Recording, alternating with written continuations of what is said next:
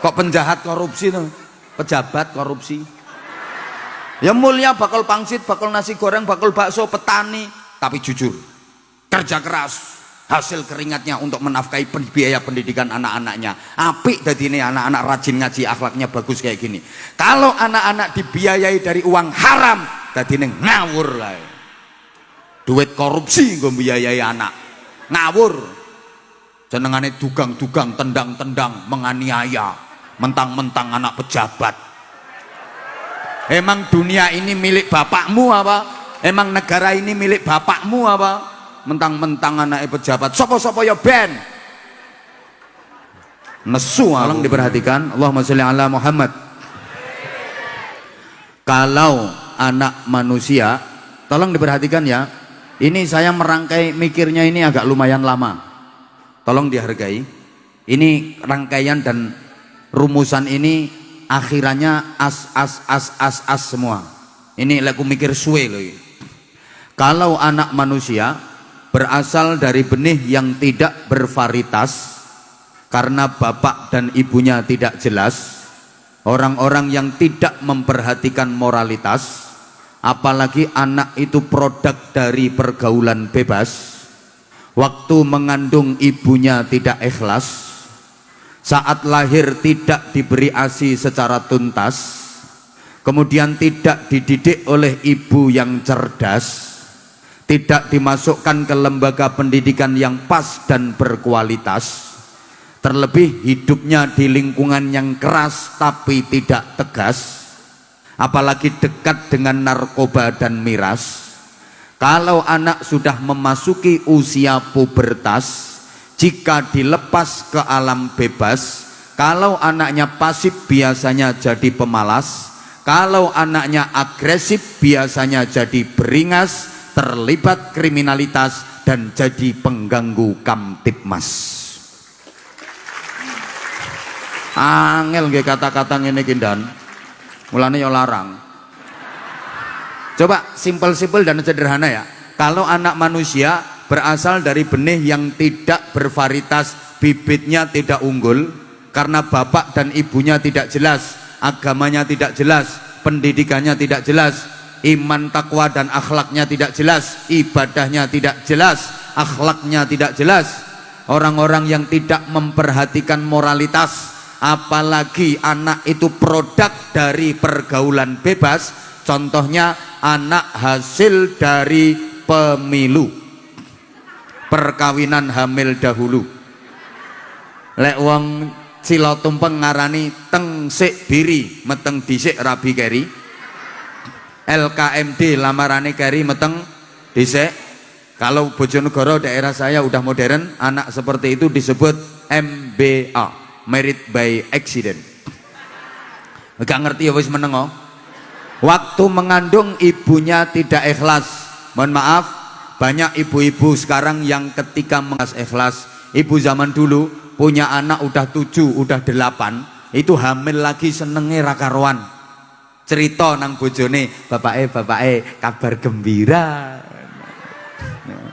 Apa to bune? Apa? Aku meteng maneng. Oh, bapaknya juga seneng. Bojone didudul bokonge. Bojone nyonge pinter. Hati-hati ya sayang, anak masih di kandungan udah disambut gembira oleh ayahnya, oleh ibunya. Bapak dan ibunya menyambut gembira kedatangan anak, kehadiran di alam rahim di kandungan sudah disambut gembira. Bapaknya ridho, ibunya ridho, alamat anak mendapatkan ridho Allah. Ridho Allah fi ridhol waliden. Kalau diridhoi Allah bisa dijamin jadi anak yang baik. Beda dengan ibu-ibu sekarang. Ngapunten, kadang baru punya anak 2, ya ngerasain perutnya nggak enak, periksa ke dokter, habis diperiksa diomongi sama dokternya, ibu nggak sakit, selamat ya, ibu positif, ibu hamil lagi. Gak seneng, ora ayem, malah kaget. Innalillahi wa inna ilaihi rajiun. Lah nyonge kok bisa blending Pak Dokter, saya kok bisa hamil Pak Dokter? Dokternya kaget, ya mbok, lah Rika ngopo karo bojone Rika? Maaf, lah kula kan wis ngombe pil Pak Dokter, kok masih bisa hamil? Akhirnya dibilangi sama dokternya, ibu mungkin ibu minum pilnya ngurutnya salah, harusnya ke kanan, ibu ke kiri. Itu tambah sedih, ya Allah salah maneh. Pulang itu cerita sama suaminya takut-takut, mas aku harus ngomong sama nojo nesu. Apa? Aku meteng maneng. Hah? Kok iso meteng ini? Sing lanang yang ngono pisan, padahal sing ngusrek ya ndekne. Wes pokoknya kehadirannya seakan tidak diharapkan, orang tuanya nggak ridho, alamat anak nggak mendapatkan ridho Allah, masih di kandungan sudah tidak diridhoi Allah. Halo. Setelah lahir tidak diberi ASI secara tuntas. Ini perhatian bagi ibu-ibu. Anak zaman dulu akhlaknya bagus-bagus karena ibu zaman dulu kalau punya bayi diberi ASI haulaini kamilaini. Seperti petunjuk Al-Quran 2 tahun sempurna. Ibu-ibu zaman sekarang itu aneh. Kalau punya bayi mau ngasih ASI paling 2 bulan 3 bulan. Setelah itu lepas, ganti susu pabrikan, susu buatan yang itu olahan dari susu sapi. Sekarang banyak ibu-ibu yang ikut program sapinisasi.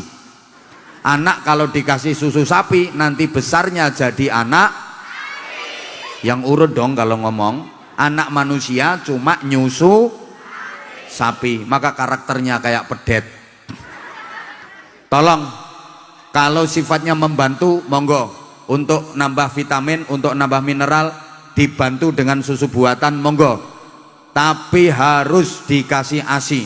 Kalau ibunya bermasalah dengan ASInya, mungkin sakit atau mungkin udzur alangan apa, menurut medis nggak boleh menyusui karena dikhawatirkan ada penyakit yang menular ke bayinya. Tolong susukan ke orang lain, disusukan ke manusia lain, sehingga dalam Islam ada hukum rodok, saudara sesusuan. Saking pentingnya, jangan 100% hanya susu sapi. Karena itu pembentukan karakter. Tolong perhatikan. Kalau cuma dikasih susu sapi 100% memang kelihatannya sehat. Peletik, lincah. Balunge dagingnya atos, pancen daging pedet, balungan pedet. Atos, tapi karakternya pedet. Nak, teman-teman mudah berangkat sekolah, berangkat nak ya. Disuruh berangkat ngaji malah nyundang, nyelentik karena pedet. Tolong yang ikhlas. Berikutnya, tidak dididik oleh ibu yang cerdas. Pendidik anak itu adalah ibu, bukan bapak. Sorry bapak, kita sama-sama laki-laki, kita harus fair. Bapak ke anak itu hanya penanam saham saja, tanam modal sambil membiayai dohirnya. Setelah itu ibu semuanya. Betul? Yang hamil ibu, yang melahirkan ibu. Anak rewel, ibu yang mengeneng-eneng. Anak mau tidur, ibu yang mengeloni. Anak haus, ibu yang mengempengi dan memendili. Anak lapar, ibu yang mendulang, meloteknya, menjejelinya. Mendulang itu bahasa Indonesianya apa? Menyuap. Maaf, aku alergi dengan kata-kata suap karena hancurnya Indonesia sebab suap dan suap. Makanya kalau aku ya mendulang saja. Semuanya ibu. Maka al-ummu madrasatul ula, ibu adalah lembaga pendidikan pertama dan paling utama buat anak-anaknya. Bukan bapak. Lebih telaten ibu daripada bapak. Memang laki-laki sama perempuan kalau sudah punya anak itu beda. Perempuan kalau udah punya anak lebih kuat nalurinya sebagai ibu daripada sebagai istri, maka dia lebih mementingkan anak ketimbang suami.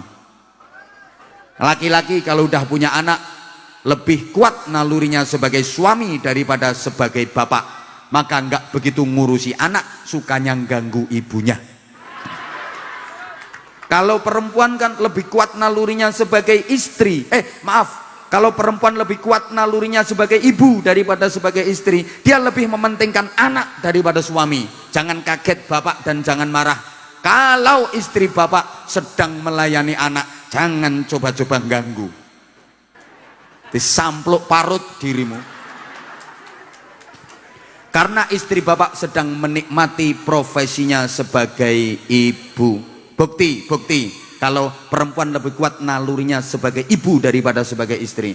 Ada perempuan ditinggal mati suami, punya anak kecil-kecil 3, sing dipikir kayak apa? Gede kayak anak, ngeramut anak, biayai anak. Sekarang ada bapak-bapak ditinggal mati istri jadi duda, punya anak kecil-kecil 3, sing dipikir kayak apa?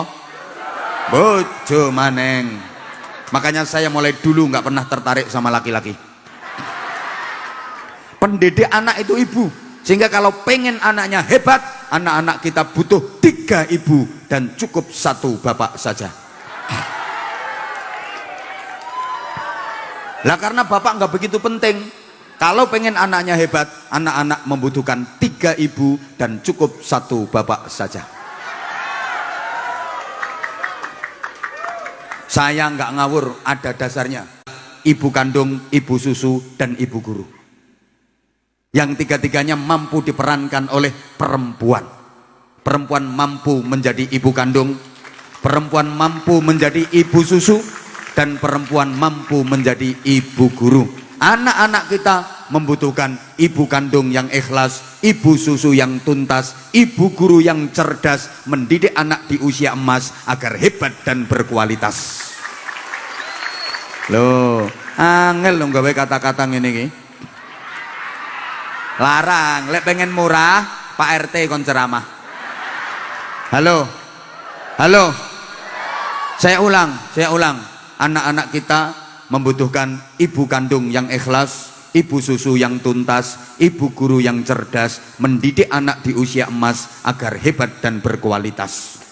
Kayak Nabi Muhammad, ibunya 3, ada ibu kandung, ada ibu susu, ada ibu guru. Ibu kandungnya Siti Aminah, ibu susunya Halimatus Sa'diyah, ibu gurunya Ummu Aiman. Sayangnya anak-anak kita sekarang, ibu kandungnya Siti, ibu susunya sapi, ibu gurunya wifi.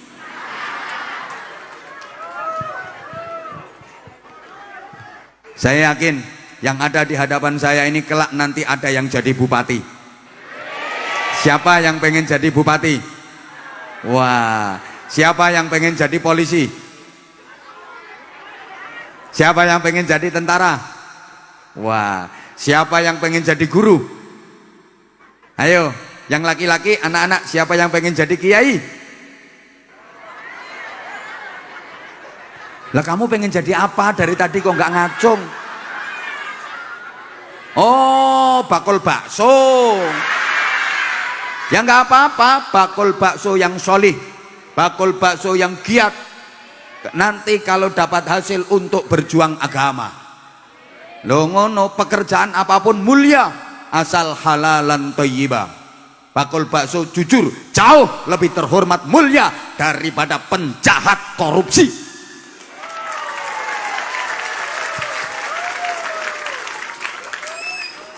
Kok penjahat korupsi tuh? Pejabat korupsi. Ya mulia bakul pangsit, bakul nasi goreng, bakul bakso, petani, tapi jujur, kerja keras, hasil keringatnya untuk menafkahi biaya pendidikan anak-anaknya. Apik dadi ini anak-anak rajin ngaji, akhlaknya bagus kayak gini. Kalau anak-anak dibiayai dari uang haram, dadi ini ngawur lah. Duit korupsi nggo biayai anak, ngawur. Jenengane dugang-dugang, tendang-tendang, menganiaya. Mentang-mentang anak pejabat. Emang dunia ini milik bapakmu apa? Emang negara ini milik bapakmu apa? Mentang-mentang anak pejabat. Sopo-sopo ya ben. Nesu aku ngene iki. Ya ngono kuwi nek bocah cekoki panganan sing ora halal, dadine ngono kuwi. Wis tak terus-teruske nesu aku iki kok. Wis setengah 11. Ini perjalanannya pindahnya lumayan jauh, 40 menit. Pokoknya pesan saya itu Bu, ibu harus cerdas dalam mendidik anak. Masukkan ke lembaga yang pas dan berkualitas. Era seperti ini, TPQ, Madrasah Diniyah, pondok-pondok pesantren adalah solusi tepat untuk pendidikan anak-anak kita. Saya mengucapkan terima kasih kepada Bapak Bupati Kebumen yang tadi siang beliau mendengar bahwa ada beberapa anak dari Kebumen yang ngaji di pesantren kami, beliau langsung respon akan dikasih beasiswa dari Kabupaten Kebumen, beasiswa dari Pak Bupati. Matur suwun Pak Bupati, keren, bupatinya keren. Kita doakan beliau mudah-mudahan terus diberi kekuatan untuk membawa Kebumen ke depan lebih baik dan lebih berkah. Dengan tanpa mengurangi rasa hormat kepada seluruh panitia, saya dan Pak Bupati langsung mohon diri untuk menuju ke lokasi berikutnya. Matur suwun atas segala penghormatannya, terima kasih atas segala kesalahan dari kami. Mudah-mudahan lembaga TPQ ini maslahah, manfaah, barokah, istiqomah ila yaumil qiyamah, bisa melahirkan generasi-generasi yang solih solihah. Al-Fatihah.